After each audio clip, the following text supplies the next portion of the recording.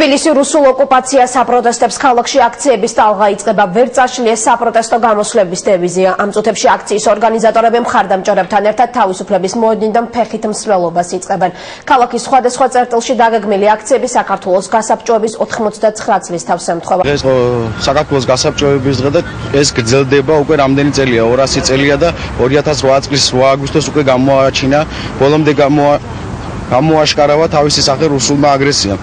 ჩვენ ამ ორგანიზაციის წევრები და ვერ წაშლის წევრები ვიწყებთ ახალ აქციას, რომელიც გაგრძელდება და რა არის ეს? გავერთიანდეთ ყველა ერთად, დევნილები, დევნილი საზოგადოება, სხვა თანამოქალაქეები, რომ მოუწოდოთ საერთაშორისო ორგანიზაციებს შეწყდეს ეთნიკური წმენდა, შეწყდეს განგზობადი აგრესია და დავიბრუნოთ ის უფლებები, წართმეული უფლებები, რომელსაც დაბრუნება ქვია ჩვენი, რომელსაც ჩვენი დაკარგული სახლების ქვია და საქართველოს ვერ წაშლის ვერავინ. გვაქვს პრეტენზია რუსეთის აგრესიის წინააღმდეგ, რომლის შედეგადაც ძალიან ბევრი პიროვნება შეეწირა.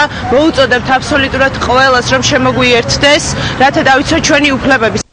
ოკუპაციის დღეს აღნიშნავენ თბილისის სახელმწიფო უნივერსიტეტშიც პირველი კორპუსის ეზოში მდებარე წმინდა დავით აღმაშენებლის სახელობის ეკლესიაში ოკუპაციის მსხვერპლთა და რეპრესირებულთა სულის მოსახსენიებელ პანაშვიდს გადაიხდიან.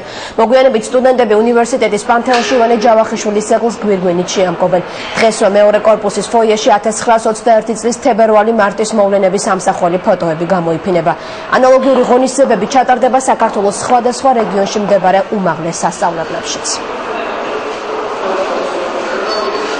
პირველ უნივერსიტეტში ამ რეპრესიების ტალღამ შეიწირა ინტელექტუალთა მთელი ფენა, მთელი ინტელექტუალური ელიტა, მაგრამ მიუხედავად ამისა, პირველი ქართული უნივერსიტეტი ყოველთვის იცავდა თავისუფლების იდეას, სახელმწიფოებრების იდეას, მიუხედავად უდიდესი იდეოლოგიური წნეხისა, ჩვენმა სტუდენტობამ და პროფესორამ შეძლო, რომ დაეცვა ეს იდეა, მოეტანა დღესაც და სამწუხაროა მხოლოდ ის რომ დღეს ეს თემა დამოუკიდებლობის დაცვისა, თავისუფლების დაცვისა ისევ აქტუალურია.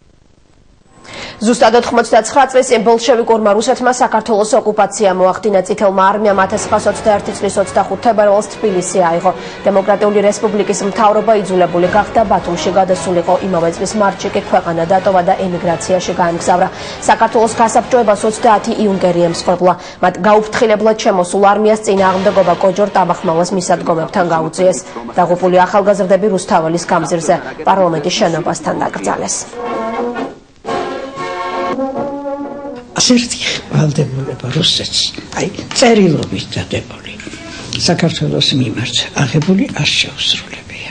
ასე რომ 1920 წლის ხელშეკრულების შეუსრულებლობაც რაღაც ახალი და უჩვეულო ამბავი არ იყო.